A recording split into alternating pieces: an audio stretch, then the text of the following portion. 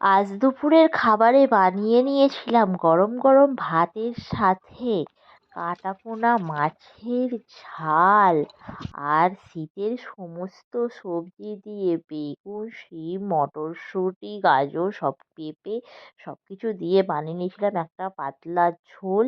আর সাথে লেবু দিয়ে চটকে দারুণ ভাত খেলাম। সকাল আমার গেল মিছে, বিকেল রে যায় তারই পিছে,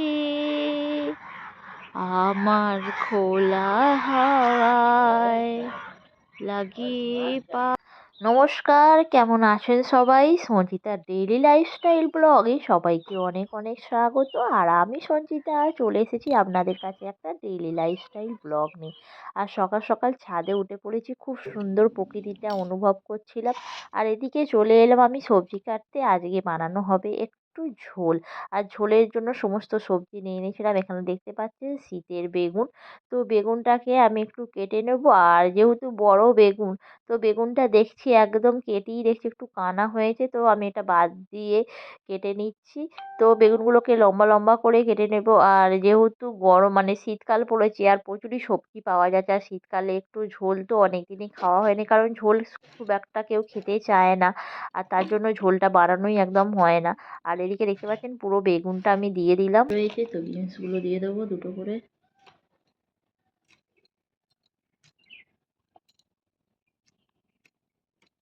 আর এদিকে দেখুন ঝোলের সমস্ত আনাজ আমি কেটে নিয়েছি, পেঁপে, গাজর, আলু, এখানে রয়েছে মটরশুঁটি।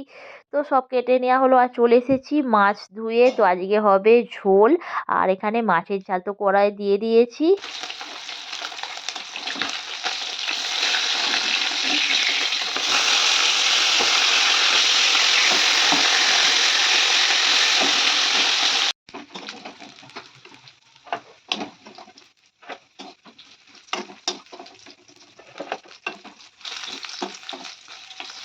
তো বন্ধুরা দেখতেই পাচ্ছেন মাছটা আমার ভাজা হয়ে গেছে, আর এবার মাছের ঝাল বানাবো।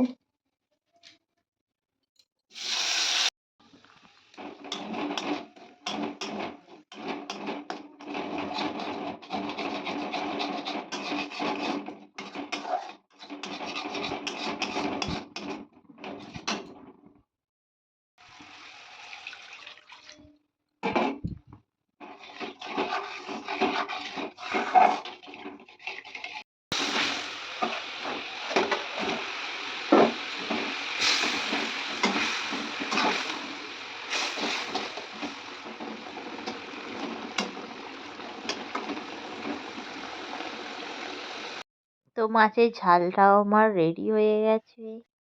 আর এখানে দেখতে পাচ্ছেন বড়ি, তো বড়িটা আমি ভেজে নেব।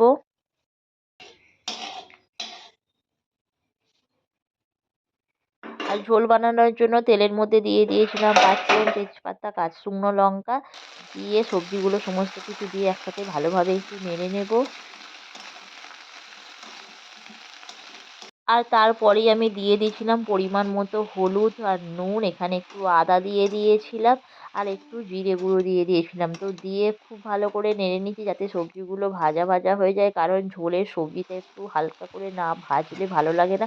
আর একটা একটা করেই ভাজা হয়, আর আমি যেহেতু সময়টা কম, তো সকালে যেহেতু রান্নার প্রচণ্ড পরিমাণে তাড়া থাকে, তো তার জন্য আমি সমস্ত সবজি একটু ভেজে নিচ্ছি। আর ঝোলটা যেহেতু খুব একটা তেল তেল করবো না, মানে বেশি ভাজবো না, একদম হালকা পাতলা ঝোল খাবো, তো তার জন্য সমস্ত সবজিগুলো দিয়ে এইভাবেই নেড়ে নিলাম।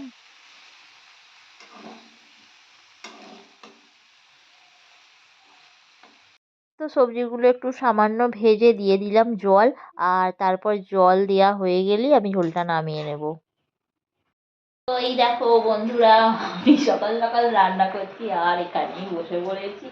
তো এখন বানাচ্ছি আমি ঝোল। তো বসে বসে দেখো, দাঁড়িয়ে দাঁড়িয়ে আর ভালো লাগছে না, তো ভাবলাম বসে পড়ি।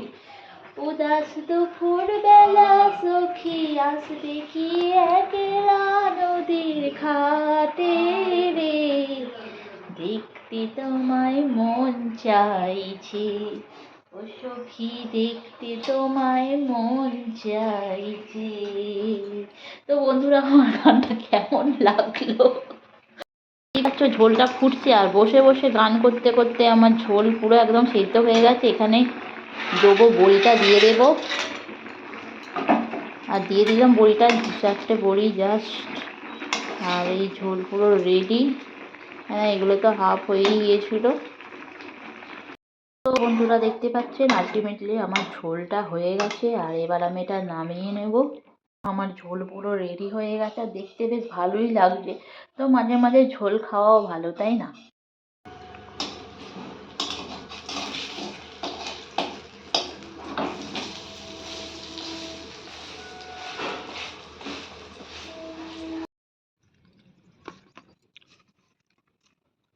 কতবার পড়ে যাচ্ছে জানো, নাগাল দিচ্ছি।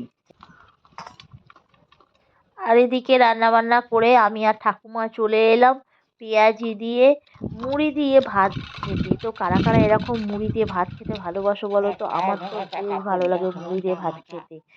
আর ঠাকুমার আমি দুজনে মুড়ি দিয়ে ভাত খাচ্ছি।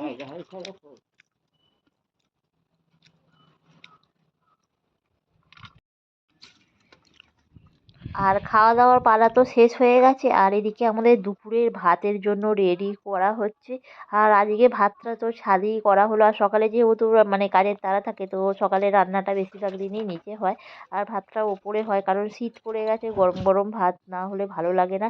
আর এদিকে সমস্ত রান্না বান্না হয়ে গেছে, চলে এলাম ভাত খেতে। আর দেখুন সবাই মিলে একসাথে ভাত খাচ্ছি। তো ভিডিওটি কেমন লাগলো, ভালো লাগলে লাইক করবেন। বাবা।